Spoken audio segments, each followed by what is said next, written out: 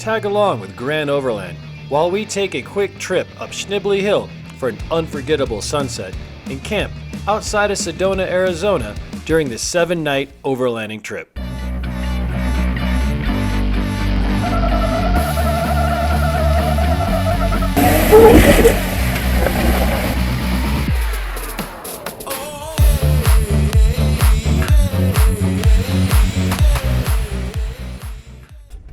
Well, would you look at that? A man asked for directions and got somewhere. Well, sorta. So at the top of Broken Arrow and on the way down, talked to one of the drivers of the pink Jeeps and asked him why Schnebly Hill was closed. Turns out just the other side was closed, which should have been good to know, so I didn't ignore that beeping. Safety first, people. So I didn't have to drive all the way around. But he did say that the Sedona side is open for the first 4 miles. So at least I get like a taste of what this trail is all about. And it's at sunset, which of course I'm late. If I wasn't late, I'd never be anywhere. But hopefully you guys still get a good sense of what this trail's about. It's supposed to be easy and scenic. And so far, they are not lying, and I'm hoping that the sunset will make it even a little better. From stock Mazda CX-4-6, that's how easy this trail is. So if you can make it up here, you'll make it through. Oh my god, a badge of honor, oh my god. Yeah, I ordered one. So what? Okay, this is no joke now. That is 10, and there's 11, and I've probably only been on the trail for 15 minutes. I'm gonna apologize now. This is going to be an almost impossible video to make. You wait 30 seconds, there's literally 3 pink Jeeps up your tailpipe, or they're coming the other directions.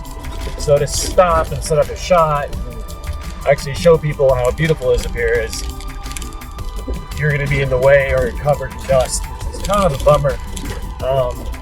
That being said, I venture to say if this was Monday of next week, you probably would be a-okay, totally fine, but it's Easter weekend, spring break, and whoops. And there's a Hummer. There you go. So it's not a pink Jeep, but that's a tour guide for sure. And there's a red one that's a tour guide.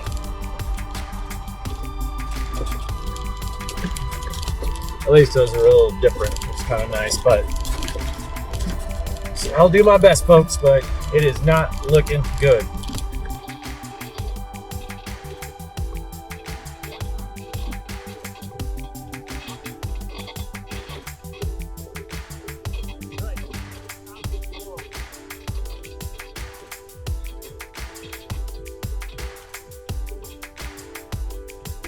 All right, it's getting ridiculous. Now I've seen 18 of those adventure Jeeps, not just pink, all kinds of colors. And now they're causing traffic jams going the other way because it's sunset and everybody wants to see. But on the upside, I did just spot a super sweet left-hand drive FJ60. Am I getting that right? Old Land Cruiser? What is this? A little obstacle, huh? Yeah, might scuff up the rims a little bit. Watch me freaking flip it over. Just for talking smack. Oh no, there's 2 more. Number 19 and 20. Oh boy. And there it is, 4 miles up. And a rather big gate. So, as far as you can go. It's pretty up here. And wouldn't you know it, there's a pink Jeep. You see over here some human folk. So it looks like You can take a trail up there using your feet, I guess, and go check out some views. So let's go do that. And now, Deep Thoughts by Dane Nate.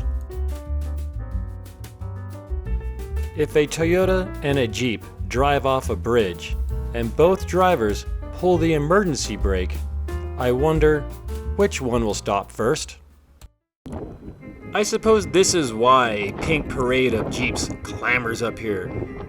If the all-terrain traffic jam had you thinking twice about Schnebly Hill, maybe this will tilt your scale. Crimson cliffs caressed by curtains of last gasp sunlight reaching for your eyes might be one of the most impactful ways to close the door on a successful day. Yeah, I'm a dork, don't be jealous. So what do you think? New Tinder profile pic? A quick dusk shot of sleepy Sedona. This was just a first date, but I'm thinking I could make a happy life with her. All right. In pure desperation, finally found a campsite. Then my sweet light. Come on, magic. Oh yeah, the latest and greatest in outdoor security and lighting. But that was a hell of a day. I'm sure you can't see anything right now. But this trail is the closest one where you can camp at Sedona. Apparently you can't camp within 6 miles, and it is absolutely full, like everything else this weekend. I'm assuming because of spring break. But happy to finally find a little spot, quick dinner. And for as much as I love to say I cooked it, I let Trader Joe's cook it. Now I'm just gonna reheat it. So to get to that, and then probably to bed early, question mark? Maybe a beer? I haven't had one yet. I think it's time. All right. I don't know if you guys want to see this as much as I want to see this, but the entire trip, I haven't had an adult beverage at all. Seeing that I had an hour and a half of sleep last night, I've been driving absolutely non-stop. Slept in a truck rest stop, just like that old gypsy woman said would happen. Did escape with my life this time though. I feel like I deserve this frosty, cold beverage. And frosty, thanks to this ice cold cooler, which has kept all my stuff between 32 and 34 degrees all day. Anyway, shameless plug. Cheers. We saw that. Oh my god. It's so good. Not as bad. I don't know. It's that Subaru looking for a spot. Tough. It's tough. Welcome to another installment of Trails and Cocktails with Grand Overland. And don't worry, I've been listening, baby birds, and you want more cocktails. And here we go. This one's called a blackberry fence hopper. We've got vodka sourced out of Texas. We've got honey. This one, hope it's gonna work out. It's a chili infused honey, club soda, some blackberries, and lime juice.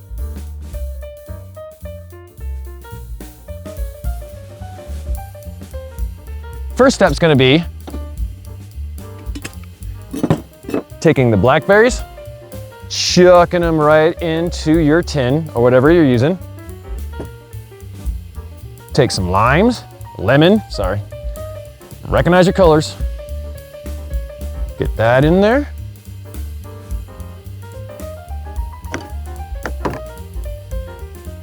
Do a whole one if you can. And since we're on the trail, I mean, there are measurements for this. Ignore it all. No drink should taste the same as your last one. I'm gonna go light on the honey. I'm not a big sweet guy, and especially with the chili. I hope that looks as interesting on camera as it does for me right here. I'm gonna go ahead and muddle that. Give it a little bit. You wanna make sure to break up that honey so it's not all gooey and clumpy in there. And really, I know like you can tell on this video, it's a bit of a chilly night, but it's a summertime drink and I feel like giving myself a little bit of that will warm me up. Or at least make me feel like I'm warm, which that's half the battle, right? As long as you feel good. All right. I'd say thanks to the Iceco and the Jackery to having ice, but the fact that it's this cold, it doesn't matter. Put this in here.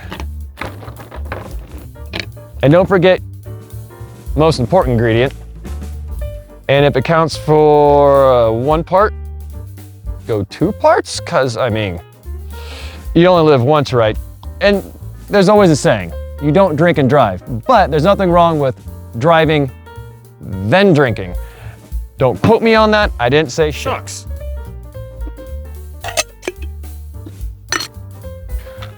Go ahead and give that a flurry shake. If nobody's watching.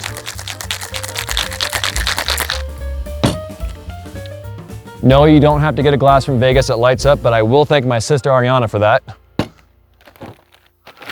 Go ahead and throw some cubes in there. I'm sure coyotes love ice cubes as much as dogs. You know what? We're gonna go old school. Just pour that, there you go. Sometimes you just gotta open the valve.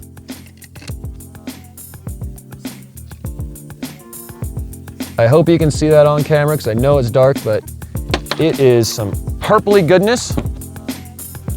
Top it off with some, didn't even explode. I thought I was gonna give you something cool on camera. Top it off with some club soda. Go find a stick in the woods, stir it, so that you're not killing your friends with the first 2 inches of solid booze. Because you're fancy and you're glamping and you have your big old tent over there that no one said you needed, but you got it anyways. Garnish it.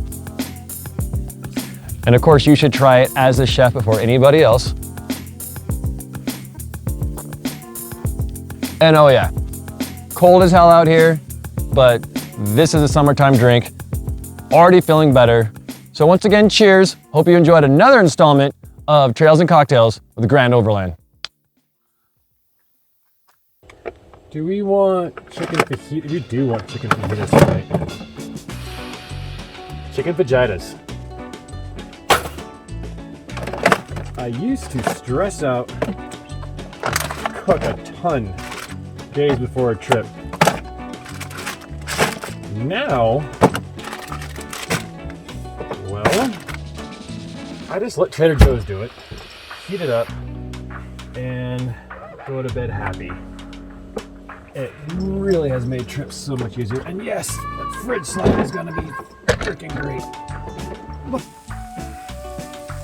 There it is. Sizzle. Just gonna add this special ingredient called tin foil. Let that heat up for a few minutes. And I have a gourmet meal out in the middle of nowhere, Arizona. Well, just driving out of camp, trying to get back to Sedona, and just see this. Totally just leaving the campfire smoking, and super dry. Go up in a heartbeat. And it's people like this that ruin it for everybody else. Good thing I've got that. Well, it's not all glamorous being on the road, overlanding.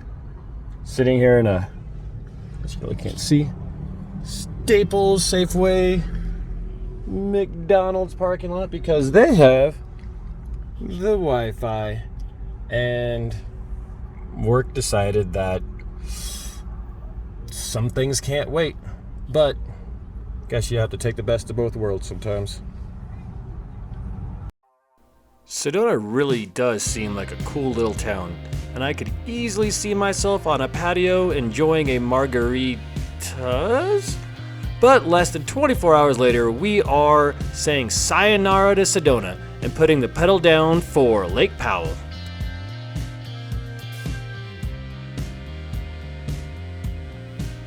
The drive out of Sedona is beautiful in its own right. I really enjoy how the road goes from bright red desert rock to scrub brush to pine trees to a high alpine cliff in a short period of time. Oh yeah, that's snow. I danced with that cold-hearted devil a few times on this trip, resulting in some pretty frosty nights. Was Sedona worth the drive? Hell yes. Do I need more time here to appreciate it?